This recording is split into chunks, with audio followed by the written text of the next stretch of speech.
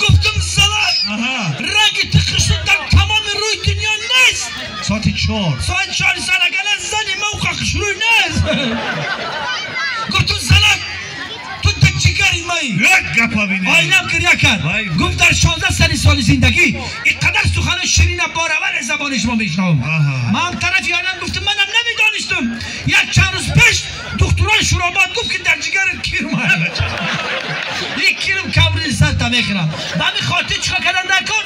دوست داشتن در کار، احترام کردن در کار، عزت کردن در کار. آیلاتونا یک قرصک دستا با بالا مردم دیودار، دستا با بالا آستاستا قرصکان.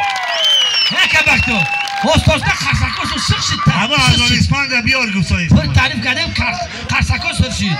دستا با بالا، دستا با بالا. هی! بس! هی! کماند سلوات سیت در قرصکان سرشید. دستا با بالا.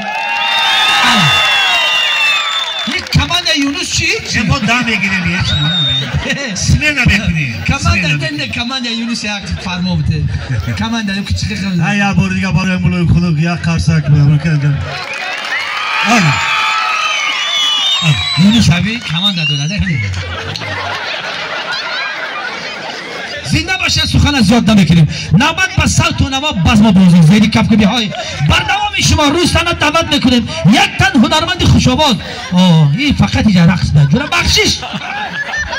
باز یک رقص زیبا.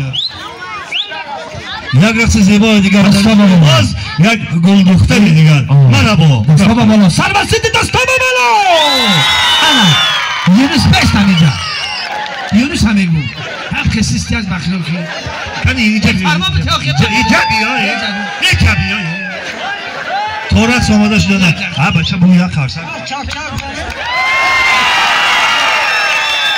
تو قرصک چک دا. بیا اینجا. نفهمید. برق نمیگی چک بوده یو. یا چک گوشه. اینجا مسابقه رفته. خیلی کمان در تخت فرما بوده که. ها بچه. نه شاپار. یا چک.